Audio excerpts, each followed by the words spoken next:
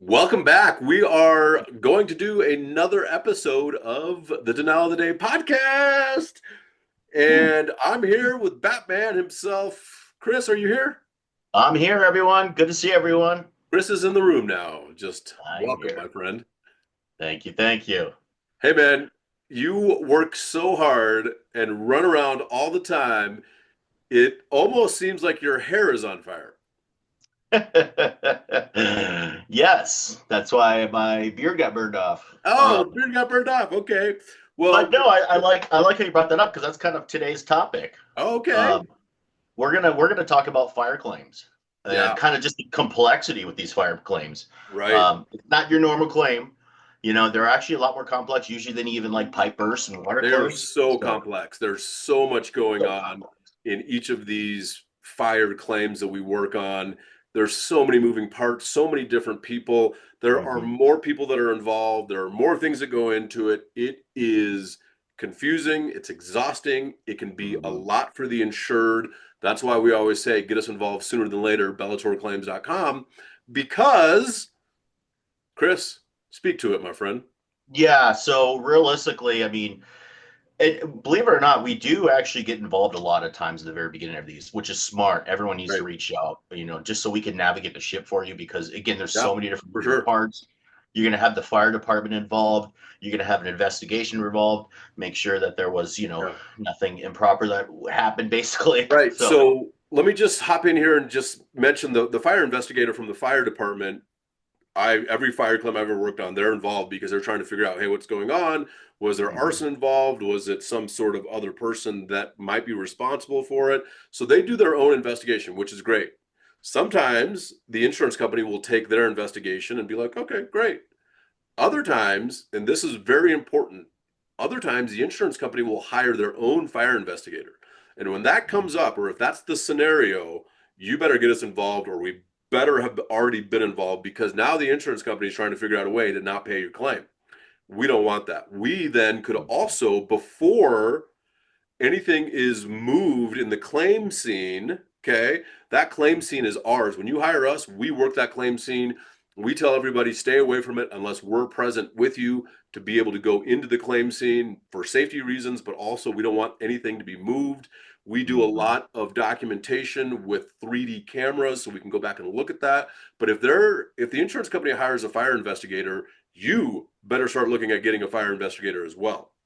And Yes. this is the reason why is we've been involved in situations like that where we've had fire investigators come into a claim from the insurance company and we get one ourselves and they are able to speak the same language and discuss really how did the fire start, where did it come from, is it arson, all sorts of other things. And the insurance company, if they hire somebody, you better think about hiring somebody yourself. But just like Chris said earlier, it is so complex. There's so many different things. Really, the biggest thing is if you took your property, your house, your commercial buildings, and you turn it upside down and you shook it, everything that falls loose is personal property.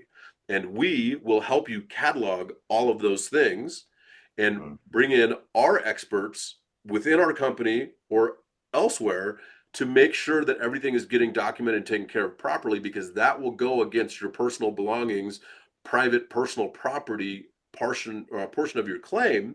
Yeah. And there's just so much that goes into it. It's hard for me to really describe that. And it's almost exhausting thinking about it because I've worked so many claims, it's super emotional. And once a fire occurs, it is devastating. So, Chris, Yeah, no, you brought up a good point too. It's super emotional. yeah, Whether you're running your business out of this location or this is your residence, it's complete can be super emotional. And like Taylor said, there's so many different moving parts. Obviously, we specialize in large loss. And so basically when we come across businesses as well, even if let's just say a part of your business, there was a fire and it got burned out, there's still business interruption, even for like 25% that we can look at. So they're just so right. complex. Yeah. That's why you definitely want to just get us involved as soon as possible. Yeah. And we're not saying that to be self serving. We're trying to really impart Mhm. upon you the wisdom that we have with people that didn't get us involved and got screwed out of what they should have been paid because they didn't do it the right way.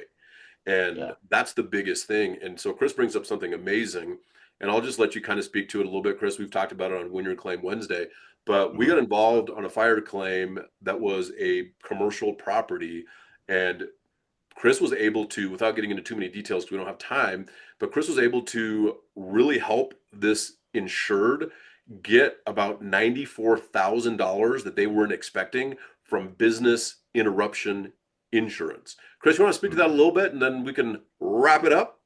Yeah, yeah. I mean, I think the biggest takeaway with that was it's just diving a little bit more deeper. And so Yeah, basically, if you look at it on the surface, this was a franchise, you know, it was a restaurant, and they were actually going through the rebuild just to actually open this restaurant. And so 9 times out of 10, you're going to look at it and be like, well, this restaurant's not open, so we don't want any business interruption. Well, right, that's not the case, you know. And so we right, dived in, you know, and we really looked at, okay, what are the other ones? What have the other ones did in the past, first 6 months, things like right. that. And so we were able to bring a great presentation. Even their forensic accountant verified everything, and so we were able to get this business interruption that was kind of unexpected. So Right.